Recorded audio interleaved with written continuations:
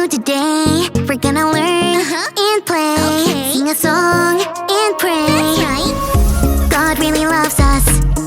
God really, really cares about you, me, our families. That's right. God's always right there. Woo! Let me fix my curls.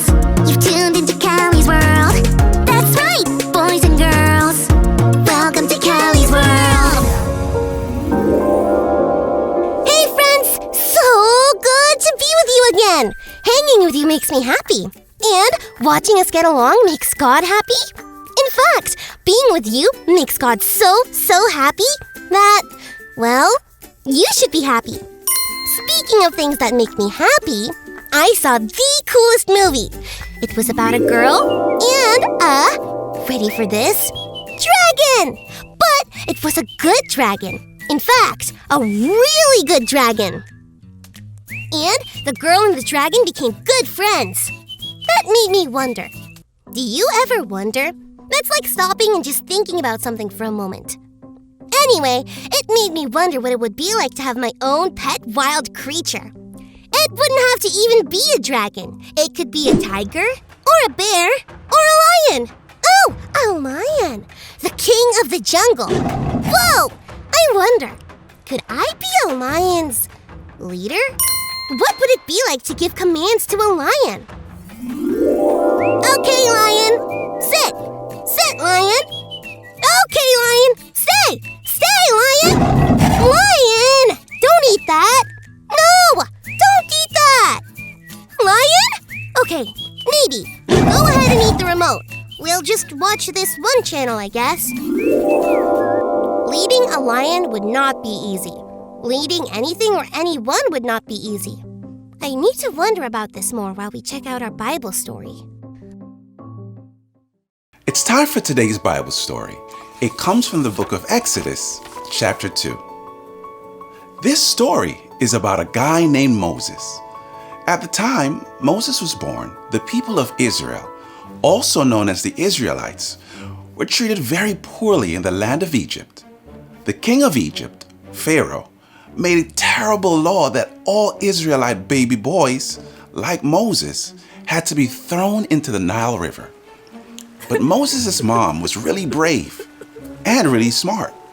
She did put Moses in the river, but it was inside a basket.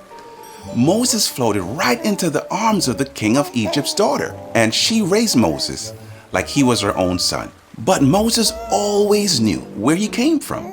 One day, when Moses had grown up, he saw an Egyptian man hurting an Israelite man.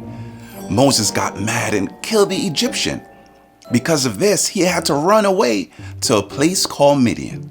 Many years later, Moses was out watching over some sheep when he saw a bush that was on fire. But it wasn't burning up. There was no smoke, and the leaves looked absolutely fine. Moses was surprised to hear God speak from the bush. God told Moses that the people of Israel had been suffering for many years in Egypt and that it was time for them to be rescued. God told Moses to go and free the people. Moses didn't feel like he could do that. It was a big job, and he didn't know how to do it. God promised to be with Moses and taught him exactly what he should say to Pharaoh. Even though Moses didn't think he could be a good leader, God showed him the way, and God will do the same for us. God teaches us how to lead.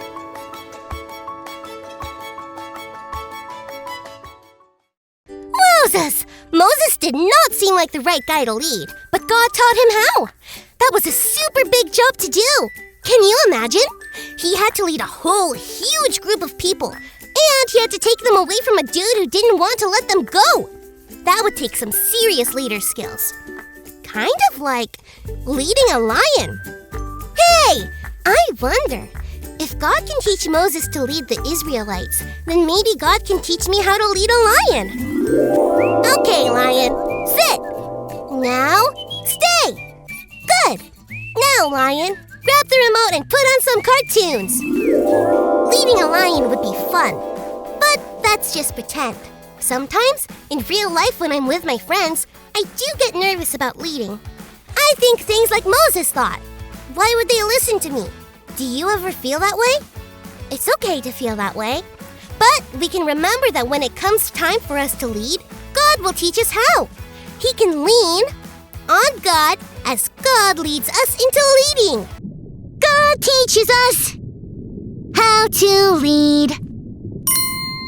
That's right. Thanks for learning and growing with me, friends. Bye.